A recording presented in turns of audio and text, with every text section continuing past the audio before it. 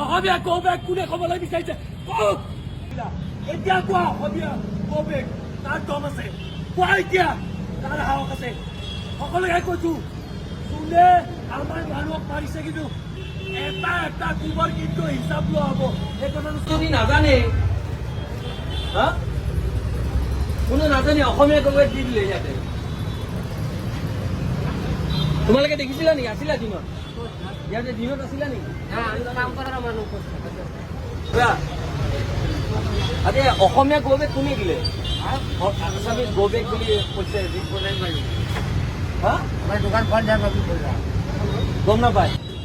গুণ্ডাবি ঠিক হৈ যাব খোলা আছিল নে বন্ধ আছিল কাজিয়াৰ সময় 5টাত খোলা এইবিলাক চব 5টা বজাত খোলা ইয়াতে নতুন গুণ্ডা ওলাইছে ইয়াতে চাওক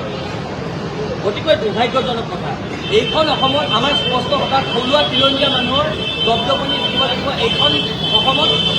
থলুৱা তিলঞ্জীয়া মানুহৰ প্ৰভুত্ব বিস্তাৰ হ'ব লাগিব এইখন অসমত কোনোবা বহিৰাগতাই যদি অসমীয়া গো বেক দিয়ে অসম গো বেক দিয়ে এই কথাটো আমি কিন্তু কোনো কাৰণতে মানি ল'ব নোৱাৰোঁ এই যি ঘটনাটো এই ঘটনাৰ মূল কেন্দ্ৰবিন্দু হ'ল আপোনাৰ পিছফালে থকা এই দোকানখন য'ত নিচাসক্ৰিয় দ্ৰব্য তেওঁলোকে আজি বহুত বছৰ ধৰি তেওঁলোকে বিক্ৰী কৰি ঠিক আমি কিন্তু হাতত আৰু পিন্ধি ৰখা নাই আছে হেংগাম লোৱা নাই ল'লে হেংগাম ৰক্ষা নাই জয় অসম ঠিক আজি ইয়াতে এতিয়া কোনোবাই অসমীয়া গো বেক দিয়ক এতিয়া কোনোবাই অসমীয়া গো বেক দিয়ক আমি চাবলৈ বিচাৰিছো কাৰ ইমান দুঃসাহস আছে ইয়াতে দিয়ক কোনোবাই অসমীয়া আমি ইয়াতে থিয় হৈ আছো এতিয়া 5জন মানুহৰ ওপৰত বৃহৎ সংখ্যক অসমীয়া লোকে তেনেকুৱা ধৰণে প্ৰহাৰ কৰিলে সাংবাদিকক মাৰপিট কৰিলে মূৰ বজাই দিছে সাংবাদিকক ইমান দুঃসাহস এইখন অসমত আৰু আমি কি হাতে হাত ধৰি বহি থাকিম বুলি ভাবিছে কোনোবাই এটা এটা কোবৰ কিন্তু হিচাপ লোৱা হ'ব এই কথাটো স্পষ্ট দিছে আমাৰ মানুহ মূৰ ফটাব এতিয়া কোনোবাই কওক অসমীয়া গো বেক কাৰ সাহস আছে কওক অসমীয়া গো বেক কোনে ক'বলৈ বিচাৰিছে কওক কাৰোবাৰ যদি সাহস আছে কওক এতিয়া অসমীয়া গো বেক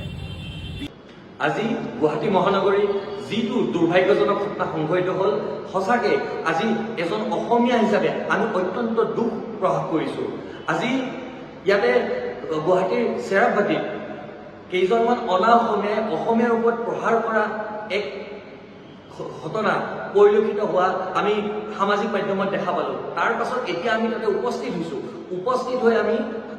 সেই দোকানবোৰত আমি সোধপোছ কৰিছোঁ যে কোনে অসমীয়া গো বেক দিছিলে কোনে আমাৰ অসমীয়া ডেকাসকলক তেনেকৈ প্ৰহাৰ কৰা দুঃসাহস কৰিলে আৰু আমি গম পালোঁ যে এই ঘটনাত সাংবাদিক পৰ্যন্ত আহত হ'বলগীয়া হৈছে ইয়াতকৈ দুখৰ কথা আৰু লাজৰ কথা কিবা হ'ব পাৰে নেকি এইখন অসমত যদি অসমীয়াৰ ওপৰতে এনেকৈ প্ৰহাৰ কৰে এইখন অসমত যদি অসমীয়াকে এনেকৈ ৰঙা চকু দেখুৱাই দপদপনি কৰে অসমীয়াৰ ওপৰতে তেনেহ'লে এই কথাটো কিন্তু আমি কোনো কাৰণতে মানি নলওঁ এইখন অসমত অসমৰ থলুৱা খিলঞ্জীয়া মানুহৰ দপদপনি চলিব সেই কথাটো স্পষ্ট